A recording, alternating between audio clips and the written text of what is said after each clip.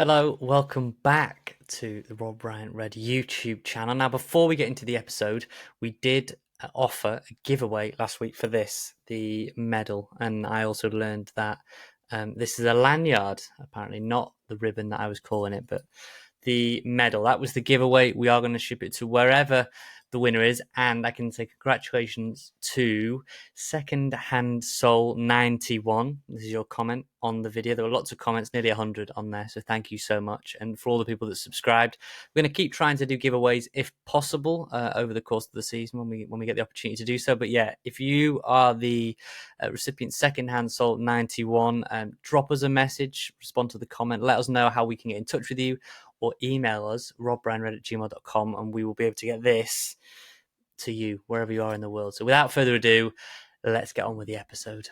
Rob Ryan Red. It's the Wrexham FC podcast. Rob Ryan Red. With Nathan Salt and Rich Fair. Hello, welcome to Rob Ryan Red, the weekly fixture in your Wrexham calendar. You know the score by now, brought to you by Red 10 People Development. Thank you very much to them. Without them, we couldn't do the podcast. And shout out to Wrexham-based band Hypnotic for letting us use the music as well. On today's show, we will delve into the fixture release. We'll let you know when the TV games are going to be added to that schedule. We'll react to Arthur Okonkwo becoming a permanent Red, and we'll bring you all the latest news on Wrexham's latest pre-season friendly. Nath, it is a bit of a heat wave here in the UK. I feel like we're whinging because it's about 20 degrees, but how are you doing? I'm good. Heat wave, and I've decided to dress all in black, so that seems pretty appropriate, just to feel even warmer than everyone already is. I'm good. Lots going on, lots of things happening at Wrexham. Players back in. You listened to this on the Thursday. They were back in for pre-season testing on the Wednesday, Thursday, Friday, and back on the grass on Monday. So it's all creeping up very, very quickly, Rich. We've had fixtures. We're still waiting on that kit. That's got to be soon. That's got to be the next big announcement, and then signing. So I'm good. Slightly clammy, slightly warm, but no. How are you doing? I'm excited. Yeah, I'm excited too. And again, if you watch it on YouTube, I'm wearing my 94. Is it away or third kit, actually? I think it isn't that the sky blue was. It's so oversized, but I feel like I'm a sort of Homer Simpson wearing the muumuu. It just feels so free. I feel like I'm a ball again man because I'm wearing like a triple XL shirt. Elliot Lee has hair again. That's kind of big news, isn't it? Did you see that on the picture that was posted from Wrexham on Wednesday? That Elliot Lee's got hair again. So watch out, League One defences. I suppose if we need to start with the fixture news, because part of me being a cynic wants to say, look, every team plays everyone home and away. That is just the way it is. But I am quite giddy when the fixtures come out, partly because it just all feels real again, but also because we can start planning those trips, seeing which games we'll be able to get to, which ones we won't be able to get to. I mean, maybe straight off the bat, before we go into who Wrexham we've got and when, is there any game that is sticking out for you right now? If it stays as it is, got to be Blackpool on Easter Monday. You know, last season we were very excited. We probably did this exact same podcast. Or Doncaster on Easter Monday. That's going to be great. And Bish Bash Bosh, Doncaster was on a date the Easter Tuesday that doesn't exist. It was on Tuesday, and it didn't come to pass. And I dragged my sister along, and she did not enjoy the Doncaster experience where we lost, as you'll know by now. And so yeah, I would say sunshine, ice creams, a little trip to Pleasure Beach. What could go wrong? The other thing as well is when we were in non-league, we used to only play AFC Filed on cold sort of December Tuesday nights. So the thought of actually going to Blackpool when it's nice, we can make a proper weekend of it. It will be Bristol Rovers at home, I think, on the Good Friday. Right. That has the potential to be such a good weekend. And look, we ain't going to get too excited now, but that would be the fourth and third last games of the season. There could be so much at stake for all the teams involved. So that does look really exciting. Bolton away as well. How about that for a first away game? But let's look at them, Nath, because yes. I think you've got the graphic that you made that was kindly put on social media. Thank you to everyone who didn't crop out the Rob Ryan Red logo. We really appreciate that. Rich is mad at me. Rich is mad at me because I didn't. I told you. He did tell me. He did actually. We had a conversation. I said I've made this graphic. And Rich, as he always is when I make these things, you're very grateful for the graphic, aren't you, Rich? But it offers some verdicts and opinions, which I very much welcome, and then usually ignore, and usually his opinion is right. And in this occasion, he did say, "Don't put the logo in the corner. Well, put it this is somewhere so that's the more fixtures obvious." were out at 9 a.m. At 8:23, I sent you a message saying the tragedy is people are just going to crop out the left side. What happened? Everyone cropped out the left side. Did It could be anyone's graphic. Did I even respond to that, or did I just ignore that You at said 8:23? "ha true," but you didn't Ah, there change you it. go. But that's fine. It was early in Fair the enough. morning. Here we go then, Rich. So let's just take it Rich, let's take it month by month. I'll let you kick us off because I dare say when I saw the fixtures, and obviously I was able to get a look at them early to get all this prepped. Not necessarily the humdinger of an opener, but the first 6 games are real test, I would say. Oh God, yeah. Because the temptation is you look at the first 5 games, but you need to extend it to the first 6 because that is an absolute grueling schedule. That is as tough as it can get, really. That is a bit of everything. Wycombe, like you said, at home on the first day, they're going to be one of those teams who I think we'll all underestimate. They've been up to the Championship in recent years when they're under Gareth Ainsworth. They are a decent team. Early predictions, I'd expect them to be sort of a mid-table, maybe even higher mid-table team in League One next season. But there's so much that has to happen there. I swear they're backed by a billionaire, like a Kazakh billionaire or something. I think they've got cash. How many movies has he been in? Doesn't matter. No, they've got cash. I tell you that. Yeah, so Wycombe is going to be I think Wycombe will almost be like your average League One team almost. So that'll be a good gauge of where we stand with the middle of the pack. Bolton away, I mean, there's so much riding on that, isn't there? There's so many little stories that you can go into it. When you did the gift the day before, I sort of said Luke Bolton in Bolton. That is going to be the treat we get 2 games in. Reading at home, their financial situation is really interesting, isn't it? Because they seem to have steadied the ship a little bit, but how much will they have to play with going to next season? How good will the squad be? And again, look at it. First 3 games, 2 of the teams you're playing, Phil Parkinson is a club legend for what he did there. Reading is the team who probably love him the most for his playing career. And then Bolton, what he achieved there on a shoestring budget with all the administration embargoes, all the financial chaos is unparalleled. So Phil Parkinson's going to get a great reception in those first 3 games of the season. Tell you who isn't, Nathan Bishop, Wycombe goalkeeper, just signed on loan. The guy who smashed Paul Mullin in pre-season last summer has been diffused by Ben Foster, didn't it, afterwards? And Ryan sent me a message as well. But he's going to get a warm welcome to Wrexham, won't he? Peterborough then away to round off August before Shrewsbury Town at home and Birmingham City away. And I mean, what a first 6 games that is, mate. Yeah, I'm really looking forward for Peterborough away because they're just a really, really well accomplished side at this level. I know they've moved on from Clark Harris, but they've gone and got Chris Clark, who I don't think Wrexham fans would have been too upset had we gone in for. Clearly very, very talented from Altrincham, and I think it was about 350,000, something like that, to get him. They're always a really good matchup, and I think that will be a really good test at Bolton as well. But the first 2 away games there, Rich, I think they'll both be teams that I would expect in and around the top 6, top 7. Well, if you look those at 2 really good tests, and Birmingham then. Well, that's what I mean. I think if you look at the first 6 games, you'd basically say I think we're playing 3 of the top 6 already in the first 6 games. So I would say, I know there's that comment on our YouTube video last week saying that Wrexham fans are way too doom and gloom and we need some sort of counselling because we just can't deal with disappointment. But this isn't me being pessimistic. I wouldn't be surprised if after sort of those first 6 games, we are bottom half of the table. I wouldn't be surprised whatsoever if we have a bit of a rocky start to life in League One. And I'm not saying that that's all doom and gloom.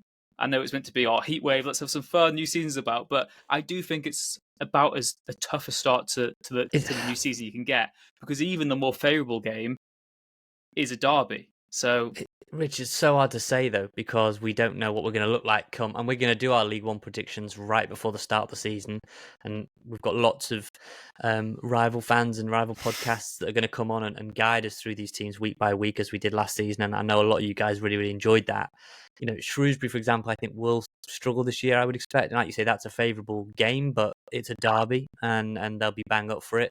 Wycombe, we don't know. I'm not going to sit here today and say I know loads about Wycombe and their pre-season and all that jazz. But yeah, it'll be a real test for us. And Look, Rich, we've got, right now we've got a team that's very, very cohesive. And if you're a Bolton, the Peterborough, Birmingham, and Birmingham, new manager, they're a side in transition, they're going to make a lot of signings. Who knows this early on in the campaign? If anything, we might start better than we finish. You just really don't know. And then you look at September, Crawley, who their method, Rich, of getting into League One is just get rid of all their good players. Danilo Orsi's just gone to Burton. I think Will Wright, was he at Crawley? I think he's gone as well. They're just clearing the deck and signing non-league players. So I would worry for Crawley. Their fans very, very unhappy. And I think they've had a record number of season ticket sales. So quite the way to reward fans by getting rid of all the best players. And then Leyton Orient away at the end of September. We've been there, Rich, before. It's and look, if you can get to the capital, if you can get to London, it's always a decent weekend if it doesn't get moved. You can make a weekend out of it. Yeah, absolutely. I think, like we said, to be more positive, I think September and sort of the start of October are where we will hit our stride. You'd say there's quite a lot of favourable games in there. End of October, very, very enticing that you got Huddersfield at home, Charlton away. Charlton's October is stacked. I can't wait to see. Yeah. And I look at it now, like you've got Rotherham away, I've spoken about a lot. Lincoln, I think, are a very good team. I think they'll be really, really good. You've got the Lincoln at home, Rotherham away, Huddersfield at home. Also very, very interesting. I had a conversation with my sister about Huddersfield. She's been in and around some of their games for various reasons, and she said that's always, their games, their high-class games are usually always moved around. So it'd be interesting if the police had a word to get both of our Huddersfield games on Tuesday night. That's just quite interesting that both of those games are. And then, Charlton, the Valley. Have you ever been there, Rich? You ever done the Valley? Never done the Valley. I was also going to say as well, Nath, that if you go on RobRyanRed.com, we have put the full list that also includes the provisional FA Cup and League Cup dates as well. So right, it is important to say, isn't it, that the second game of the season will definitely be a League Cup match, Carabao Cup, if you call it that. Is it EFL Cup or EFL Trophy? It's technically as well one of those, whatever it's called. So League Bristol Cup, Street Motors, is it? The Papa John's. No, that's the Papa John's is the Papa John's. Right. You're talking about the Carabao Cup. Well, no, the Papa John's I've not put on the list because I don't really care. Okay. So League Cup is second game of the season. That's sandwiched between Wycombe and Bolton. The next game of that would be sandwiched between Reading and Peterborough if we got there. I would say that Wrexham will most likely get to round 3 at best. Round 4 potentially. That would be early September. And round 4 of that would be right at the end of October as well. And also worth pointing out that FA Cup will go in at the first round. That'll be start of November. That'll be the first game in November. So after Charlton, it'll be FA Cup tie, then Mansfield, then Stockport, then Exeter. So November is a smaller month, isn't it? And there's the potential. Quickly on October, I'm going to have to hold you up because Lincoln at home, you just think that's a normal game on the 12th. That is probably almost certainly going to be the designated game for the 160th anniversary, which, if you remember the 150th anniversary game against Grimsby, was a great day until the football started. Were you in the media team then, or were you just there? Or no, it was a bad day for Louis Moult. He got sent off. I was in the media team, but I came back to watch it with my dad. We've still got the ticket stumps on his fridge, actually, I think, strangely enough. Was it Terry Robbins? Is that his name? The comedian did sort of set before kickoff, from what I seem to remember. The guy who used to do the slammer on CBBC, essentially. Ted Robbins? No. Ted Robbins, yeah, that might be it. He did like a set beforehand on the pitch for some reason. Lenard John Lewis scored a penalty in front of the Kop. I was stood in front of my history teacher from school. It's all flooding back, mate. And of course, it was that season was just 150 Wrexham FC chant. So we can get that back out, can't we? Get it back. 160 Wrexham FC. I think, look, Lincoln, that'll be a great game. It was a great occasion, the 150th, and I love the kit. And who knows, Rich, in an anniversary year, kind of anniversary year, will there be a special kit, any gold or silver or anything like that to mark the occasion? So that gets you through October. As you said, a shortened November. I'd love to know what the kind of producers of season 4 are thinking about this, Rich, because obviously you're looking for certain narrative strands, aren't you? And Mansfield and Stockport to kick off your November. And then you get into December. Barnsley, Burton Albion away, Barnsley at home, Burton Albion away, Cambridge United at home, Mullen getting a reunion with his old team and potentially Joe Ironside. He's been linked to Wrexham. Will he be linking up, formerly of Cambridge as well? Bristol Rovers on the lead up to Christmas, a little trip to Bristol. Bristol markets, surely they'll have Christmas markets in Bristol. And Blackpool at home on Boxing Day, Rich, Wigan as well at home on the 29th. So Yeah, 2 home games over loving, Christmas. That's a boost. Yeah, I'm loving the Christmas schedule. Obviously, I do quite like one of them being maybe a more notable away day. That's sort of maybe the 29th or something. But Blackpool at home on Boxing Day would be fantastic. Kairos is always so good on Boxing Day games. They're the ones that stick out the most probably in my mind. Wigan, that'll be interesting to see. I'm looking forward to my trip there just to see how it all sort of is, because we're that era, Nath, where oddly for us, Wigan are. You get nostalgic as if they're a Premier League team. I know that some older listeners will be like, yeah, exactly. And then get into the new year. Barnsley away on New Year's Day. That's another good ground to go to. Another Oakwell sort of proper, is great. Yeah, Oakwell is great. Proper ground. And as well, the joke is sort of that Barnsley and Rotherham are the two most predominant yo-yo teams really out of League One and the Championship. They seem to always be getting promoted and relegated. January is absolutely stacked, isn't it? Because you've got Peterborough, Reading away. Reading away, interestingly enough, is third round of the FA Cup weekend. So that's another one, similar to what MK Dons was last season, where I know, listen to the podcast, Steve, who's a friend of my mum's, he'd already booked MK Dons weekend this time last season, and then obviously we got to the third round of the FA Cup, so that got moved. And then you got Shrewsbury away, which of course was the FA Cup for us, Birmingham at home, and Stevenage as well to end January. And then basically the rest of the year is we play everyone else. But I think the games that then stand out, Nath, are the ones towards the end, aren't they? I mean, March looks pretty tasty as well, because you've got your trip to Huddersfield and you've got Bolton in there and Stockport.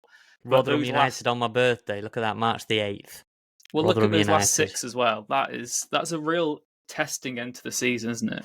Go on then, Rich. Let's look at the run-in then. Let's look at the final 7 games. It's the start of April to the end of May. So if Wrexham's run to the finish, say they're in the mix, in the playoff hunt, or dare I say even higher, in the automatic playoff race, you've got a midweek trip to Cambridge, which, midweek games at any level I always find are tricky, as we found with Forest Green when we went there, and Mullen scored that late penalty to salvage it and sort of salvage our season, really. A couple of days later, you've got Burton Albion at home, Fleur Robinson back at the racecourse. The Fleur Robinson derby, isn't it? Yeah. Fleur Robinson derby, hopefully drinking some Wrexham lager rather than Carling. Wigan away, Rich, is the one you mentioned. That's a big one. We'll get a lot of tickets for that one. Yeah. Well, it's the last 2 away days, isn't it? 2 of the best of the season. Yeah, so Wigan on the 12th of April, Bristol Rovers at home on Good Friday, Blackpool away on Easter Monday as it stands, Charlton Athletic with Alfie May, Nathan Jones, and a team I expect to be pretty good, April 26th. And then seeing out the season, Rich, Sincilbank, Lincoln City. Got lots of family in Lincoln. It's a big one from my side of the family, definitely. Lots of intrigue there. And it was also the place where, in fancy dress, Wrexham dropped out of the Football League many moons ago, Rich. So almost was it exactly the same date or very, very close to it? It's a real full circle moment, that real seminal moment. Yeah, it's got to be interesting. And, we now talk about what might happen in April and May, but it's just looking at those early games really that most Wrexham fans will be getting excited for. Blackpool is going to be brilliant, whatever happens and where we're on the season, but you can't look beyond those first 6 for me. And yeah, we did ask everyone as well on socials the usual question. I mean, what game were they looking forward to the most? And if you can expect that we got all the predictable answers that you expected. We're getting lots of shouts for Birmingham, lots and lots for Blackpool. Similar to you, there's some who have family links to certain games. Loads of people looking forward to Shrewsbury as well, home and away. That is a real tasty one. We saw it last season of what a proper nasty sort of vitriolic derby can be like, and we get 2 goes of that next season. Again, it's next week, isn't it, Nath? Essentially, the TV fixtures will be announced. And yes, you'd expect one of the Shrewsbury ones at least to be on TV over the course of the season, but it's also a fixture that we'd expect to be moved for policing issues anyway, isn't it? So the way it's going to work, and I do give kudos to Sky and the EFL. I know people are very, very upset about, for example, the opening game, Rich, 5:30 kickoff. I think who is where now? Is Crawley or Blackpool at Exeter? There's somebody that's really far away. Crawley at Exeter or Rotherham at Exeter, something like that, which is not ideal. On imagine Wycombe fans got to get up to Wrexham for a 5:30 kickoff. Getting home, unless you're driving or on the coach, is not going to be easy. I totally get that. I might try getting to America for the Birmingham game. Well, exactly. Well, we'll get onto that. Don't worry. So the way it's going to work, TV pick. So less than a week from now, when you listen to this, we will know the TV selections up until the end of September. So there's a lot of people asking us, when can I book my annual leave? Should I book it yet? I would say hold your horses briefly. I get it. Wasn't the initial release though? I swear when we initially reported it, that people were saying it was going to get announced all the way till January, like straight away. Hold your horses, Richard. There's a lot of horses that need to be held here. So it's less than 7 days. They're going to quickly get through all the TV picks to September. Before we even kick off against Wycombe, before the season even begins, you will know every TV pick up until the FA Cup third round in January. So before you even play Wycombe, you will know your TV picks to January. I think that is good. That is plenty of time to plan. And you want more? You need more games. 1st of November, that is the cut-off point, I believe, for all TV picks up until the middle of March, I think, or start of March, middle of March, something like that. And then thereafter, they're obviously going to wait nearly to the last minute to pick the final games, because then you need, we work in the media, Rich, totally understand that you need to be tracking you can't just have games on that have got nothing riding on them. You need the promotion, you need the relegation, you need to know the narratives and the stories. But 7 days, less than 7 days, you're going to know up till September, which is going to include Birmingham, which will include Shrewsbury, which will include Bolton. And dare I say, I'm slightly worried that Bolton one may get taken out of its slot. Although what I will say, Rich, I think in the original announcement it said that if there was a midweek game, which there would be ahead of that one with the Carabao Cup first round, that they're not going to mess too much with. For example, if Wrexham are playing on Tuesday, I doubt they get brought forward till Friday. You know what I mean? Or a Thursday. I'd also say that's the first weekend of the Premier League season, so Sky got to be going massive on that. They've also got the Friday night game, which will be United Fulham, which we'll both be at, and then we'll have Bolton hopefully the day after to do that. So I can't see it being moved to the Friday because they've already got United Fulham as their sort of big game. They'll have a Super Sunday to kickstart the season. So I think the only chance I get moved for me personally would be if it was a Saturday early kickoff to go head-to-head with Liverpool Ipswich. Right. That's the only way I can see it getting moved personally. It's also worth saying as well, Nath, I'm going to throw this to you off the cuff, this is really difficult. All the Bristol Street Motor games, which haven't been done yet, the draw for that will be done today when you listen to this podcast. Today, so we've got Port Vale and Salford, and then a Premier League Under-21 team. And of course, the Premier League Under-21 team will be at home, and then either Salford or Port Vale will be at home if one will be away. They're all on TV as part of the new Sky Sports package, and I'm pretty sure the early rounds of the Carabao Cup, are they all on TV as well, potentially?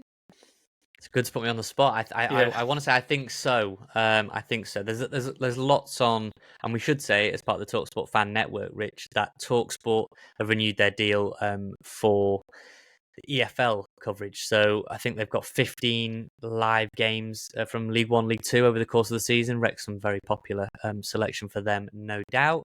So yeah, if you haven't got Sky or you haven't got this Sky Sports Plus that's going to be showing all the games in the UK, I follow overseas. Yeah, there'll be 1,000,001 ways to watch the games next season. Carabao Cup, Bristol Street Motors, League Two, FA Cup. It's all happening. Lots of games, but really, it's good today because we've got the fixtures, Rich.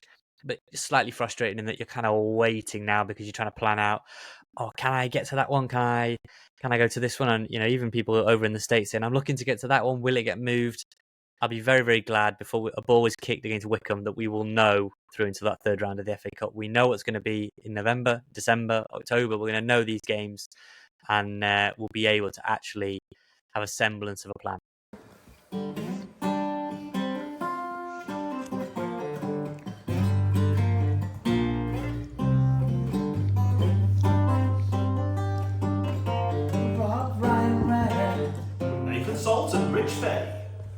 Elephant in the room is Birmingham, isn't it? I mean, I must say that due to it selfishly being my birthday, I won't be able to go to Birmingham away. So I don't care if it's in America, mate. If you've got to miss out on it as well, I do not give a. So yeah, that's where are you off to? Where are you gallivanting to? Anywhere exotic? More exotic than Birmingham? So Chloe is taking me on a surprise holiday Wow. It's my 30th birthday. It is a landmark occasion. So Chloe's It'd be taking me away from hilarious my if 30th. it was Birmingham now, though. Well, That would I'm be kind of hilarious. hoping it is sort of a weekend in Solihull or something, because Yeah, there you go. that would be ideal. So yeah, I'll be away for that one. That is non-negotiable. But I'm not going to be a brat and act like I don't want a free surprise holiday out of it. So we'll see. So yeah, Birmingham game is interesting, isn't it, because obviously there's been the reports, some conflicting reports, but basically what we know for a fact is Birmingham ran the idea past sort of officials about holding the Wrexham game in the States. It was never Wrexham's idea. Wrexham would have objected to it anyways, is the understanding, and certainly with Ryan Reynolds' tweet saying, look, we didn't hold these discussions with Tom Brady. This is just a horrible headline looking to get clicks, essentially, by painting Wrexham's name all over it. When it was a Birmingham initiative that didn't really get off the ground, but was discussed. Whether, and there'll be semantics with, was an actual official proposal made, or were they advised? There's no point making one because it's going to get rejected straight out. Doesn't really matter. The fact is, Birmingham pushed for the game to be in the States. Wrexham did not whatsoever. But, a lot of the response, Nath, was typical. Lots of it was targeted at Wrexham unnecessarily, because football fans on social media just love jumping at the headlines, and they're designed that way to get horrible engagement. But the other inevitable question was, is it a matter of time before that is a thing anyway?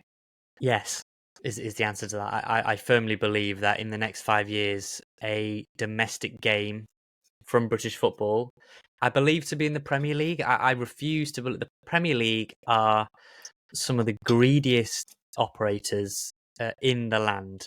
You're summoning me with a kind of ET finger. What's going on? What I would say on that is, my only sort of devil's advocate is, do you not think they'll use the EFL or maybe the Charity Shield as a conduit?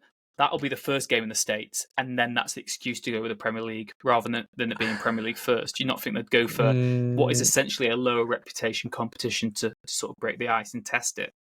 I don't, because I think that usually the Trailblazer makes a hell of a lot of money.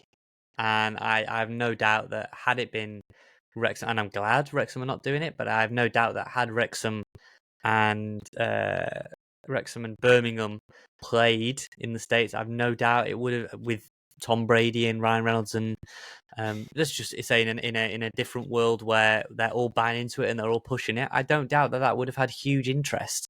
A proper game with something on it that's not friendly. I just can see that eventually there's obviously be huge outcry against it, and it was good to see such passionate response to it. The report. And what I will say is, I will stand with, especially the Mail's report. Obviously, that's not a surprise to everyone. Obviously, that's one of my colleagues I get on very well with. He's, a great journalist, and I would stand by his story for sure. Telegraph as well, Tom Morgan there, and Neil Moxley. Ultimately, if that story was complete bogus, Birmingham would have had an open goal to have dunked all over it. Clubs nowadays love to make light of these things, a meme here or a meme there. They didn't. They said absolutely nothing. And Neil, who works for the Mirror, very well connected with Birmingham, or he's very well in with Birmingham, and they didn't exactly brief. Maybe they tried to push it more towards Reynolds and Brady, and that got shot down. But yeah, definitely, I'm not surprised Birmingham floated the idea, Rich, because they've got grand plans of this huge stadium, and can they get NFL to their stadium in the future, and yada yada yada.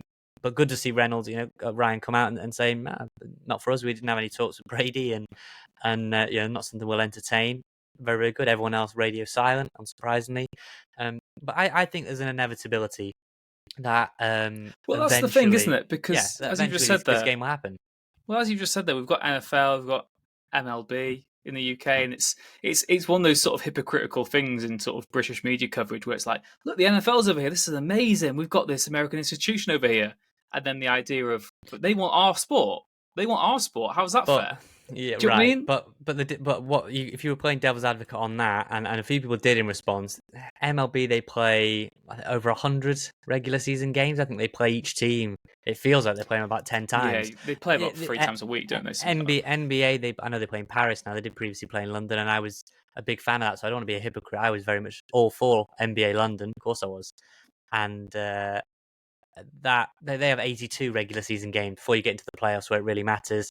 And the NFL, I mean, it changes year on year. You don't always have the same. You don't play every team home and away. It totally depends. You get your schedule, 16 games in the regular season, so Which is different. It's potentially even more controversial because there's so few home games in the NFL every season. So to lose one to London is a huge controversy. What I would say though is I think it's not comparable because moving a Super Bowl out of the States would be huge. But again, I think there's an element of that would be an inevitability in my mind. And maybe I've become too cynical with sport. But Rich, when I'm looking at again, this is slightly tangential, but I won't stick on it for long.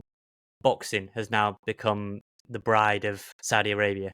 And all the big fights are basically out there now. Every fight seems to be in Riyadh, and they generate huge sums of cash for people like Eddie Hearn, Frank Warren. That's not going to row itself back. They're going to have more fights there. They know huge money.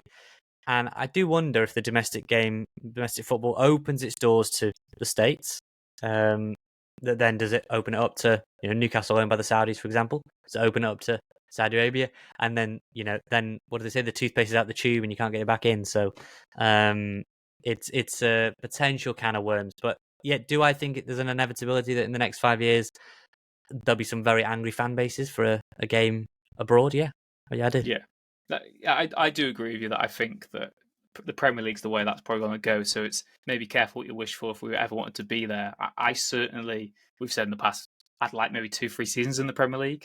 I know we can get there, but I'm not actually sure I want Wrexham to be a long-term Premier League club myself. But, that's a completely different debate for another day, which maybe when we've got a slow news week we'll get into, but we haven't got a slow news week this time.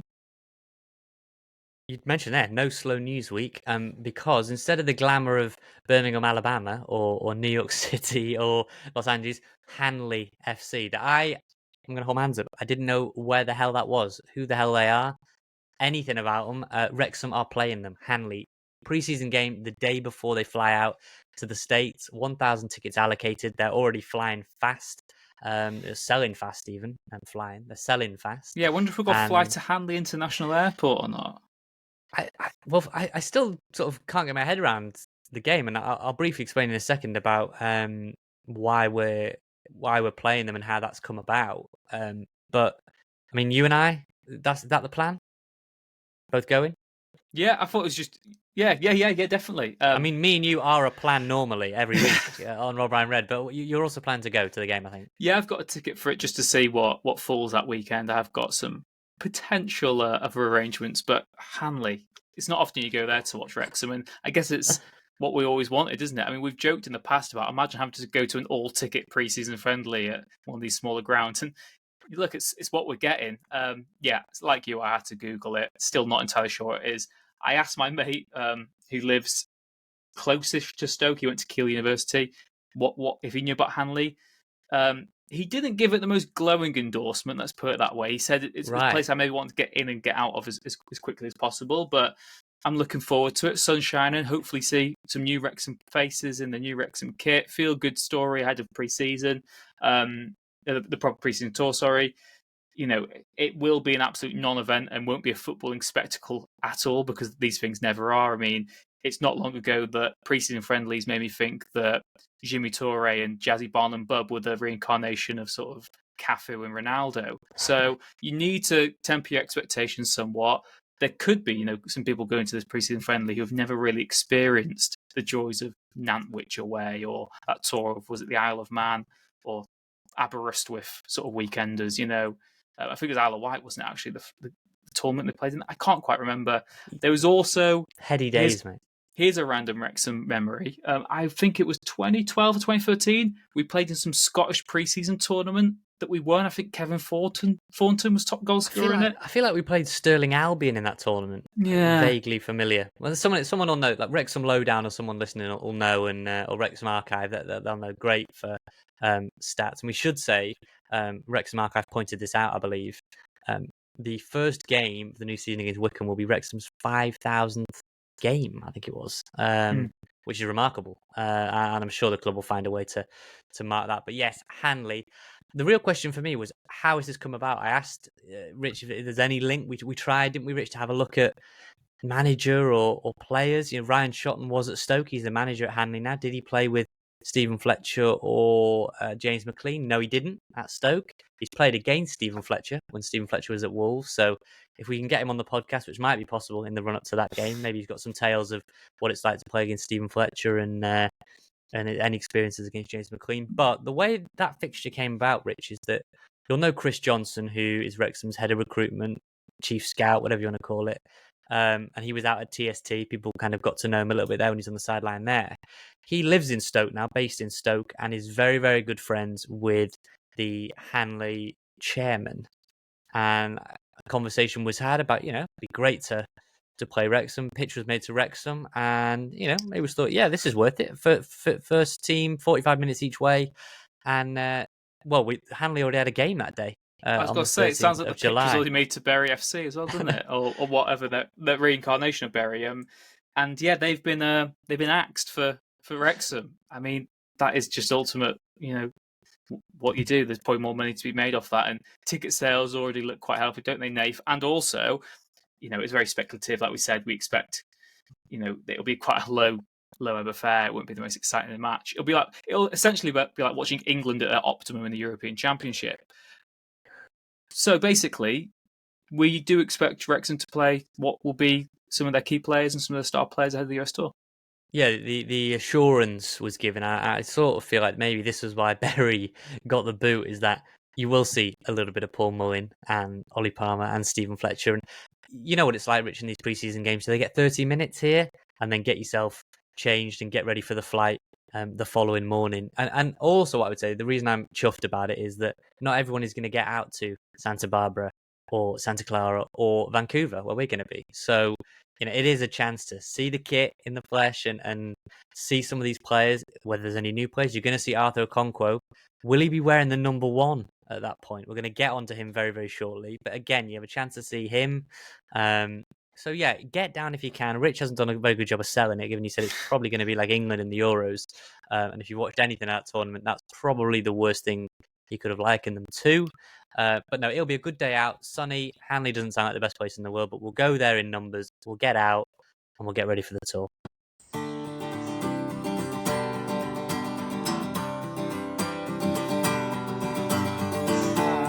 swear I recognise RobRyanRed by Nathan Salts and Rich Fay.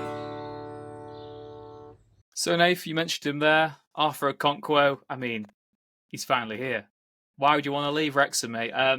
Absolutely love that. Ruined our Saturday a little bit, doesn't it? Because I was just about to go out on the town on the last with my mates from school, so that did throw a span to the works. But it was building towards last week, wasn't it? I think all the signs were pointing towards Okonkwo staying at Wrexham. In the end, he said in that YouTube video, the Access All Areas one, that why do I want to go anywhere else? This is right. The only offer I've thought about. Yeah, he said that with a wry smile. Sure. Sure. But what a boost that is for Wrexham, because he's a player that we all would have kept if we had the opportunity to do so. And he's here. I mean, that's absolutely fantastic. It's a huge issue sorted heading into the new season. It really just gives you that consistency. There shouldn't be any teething issues, defensively or anything. There might be some new centre backs for him to work with in the coming weeks, hopefully. But just how seismic is that, Nave? Do you think Arthur Okonkwo will almost be the best signing we make all summer? Well, you'd hope not, because it's what is it, June the 26th when we record this? You hope there's a real blockbuster to come. But yeah, it's a huge signing. Do you not think that is the biggest blockbuster? Do you think we're almost taking for granted how massive a signing this is? Yeah, I think so. Probably. I'm probably taking it for granted. It's a huge signing, don't get me wrong. You potentially got the best goalkeeper, and every other fan base will argue against that, as they always do, but you potentially got the best goalkeeper in League One, who is an asset that could be worth $1 million, $2 million, $3 million. If all goes well, it could be an asset that's worth a huge amount of money. And in an ideal world, us and Arthur go up together. And in the worst case scenario, we get a little bit stuck and he's performing really well and we sell him for a large amount of money in a few years. And I also really like that Access All Areas video because he just looked so relaxed. He talked about, he was giving Kev Mulholland a bit of grief that he thought he'd used the wrong emojis. And, all the people that had been commented, players telling him like baby Arth and all that. And it just really good. I felt like I saw a different side of him in that clip. He looked so relaxed and happy to join. And if you were paying attention, Mike Williamson in the building, hard at work, had Rob on the phone. Rob speaking to Arthur saying how much he'd been trying to get it done. You could just tell that they really, really worked hard on that. And it is different because, yes, they were happy when they got Foster. Of course they were, for everything that provided. That was always going to be a short-term arrangement, and I don't want to keep banging on, but I did say, he should have hung up the gloves after Torquay. It didn't happen. But with Arthur, you have a player there that in a dream world, in a perfect world, he sticks with you for a decade plus, and is a club legend. One of the all-time great goalkeepers at the football club. So, is it a blockbuster deal? Absolutely.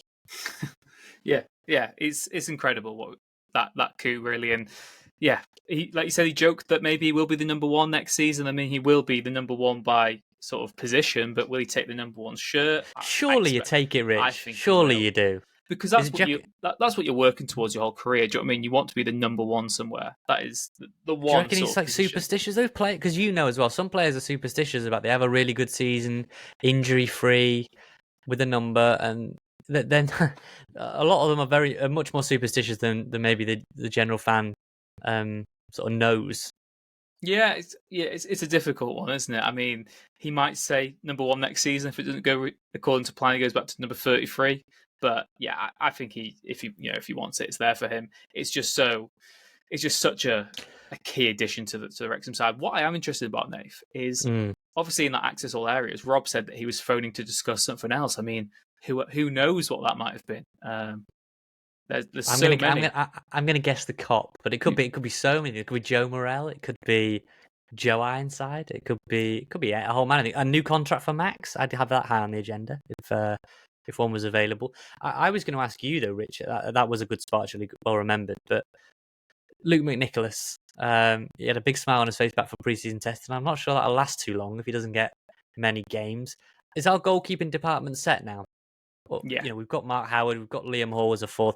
Is Luke McNicholas going anywhere on loan, or is he just going to keep plugging away as the third choice? The difficulty is that everyone we've spoken to and everything he said himself is he very much was sold this vision of being Wrexham's number one day, and obviously it's not worked because someone with a much better CV, much better sort of pedigree, no offence to him, there's just a better goalkeeper around that Wrexham got put their faith in. But I think that we've seen last season that with Arthur sort of breaking his jaw and stuff, and how fragile it can be, and it can take 1 second, one injury, one lapse of concentration, one bad run, and you might need a new keeper to come in. So I really do think that Luke McNicholas has to stay, he has to be the second choice, and he will get chances next season, because I think the season just gone he was sort of viewed as fourth choice at the start of the campaign with Ben Foster. But I think with Mark getting older now, and he will become more of a coach rather than sort of a player. McNicholas has to be the cup goalkeeper for the League Cup and for the games. So you've got Howard dropping down to basically not playing, just being around the group. I'd say so. Well, after TST, he's a goal scorer now. I know he isn't. He's not really a goalkeeper. So, yeah, for me, it's got to be McNicholas. You've got to give him that chance. You've got to give him that vision to the first team now. And we've already spoken about this summer being the real one of losing sentiment with Tozer going, Hayden going, getting rid of Luke Young. I think the same's got to be done with Chomp, really. The fact that, look, he is going to be an integral member of the first team squad, and that key cog as well, I think, between the dressing room and management that you've lost with Ben and with Luke going. I think that Mark Howard's got that. So yeah, that's going to be interesting to see how that works. But I think he will theoretically be third choice. I hope so anyway, because I think McNicholas is a very good goalkeeper. We just need to see what he can offer now, and he deserves that opportunity as well to be backup, because like we said, it only takes that one injury or something and he's thrown straight in and his whole career can change. I mean, what was it? Was it when Bernd Leno got injured for Arsenal and so Emi Martinez burst onto the scene, won them the FA Cup, moves to Villa, then he wins the World Cup with Argentina. The sliding doors moments in football are so fine. And while we're so excited for Okonkwo, we've also got a very good backup goalkeeper there as well. Rich, I'm also really intrigued because when they do all these preseason tests and bleep tests that are absolutely horrendous, it's always, the last few years we had, I think did Jake Hyde come on and say Harry Lennon was quickest? I think Bryce Hosanna won the bleep test last year or the year before. He was definitely always up there. So there's a new speed crown in the, James McLean in terms of fitness would be up there, but who do you reckon? He wasn't here last season for pre-season, was he? James McLean. Who do you think the quickest player in the squad is? Luke Bolton. surely, Yeah, or it's Ryan got to be Barnett. Bolton, I think. I think Barney versus Bolton is a foot race you want to watch, but I think in terms of fitness, it is McLean by a country mile. Probably Mullin is up there as well, and then even Stephen Fletcher as well, just because his conditioning is still an elite level for the player he is. I know he can't go every week, but also, Rich, we'll pick this up. We'll just pick this up. I'm going to plant the seed now. We'll pick this up in a coming episode, but I'm growing increasingly curious if there is a role for Luke Bolton, who's probably going to be restricted to substitute roles and cameo roles in an attacking position. I don't know.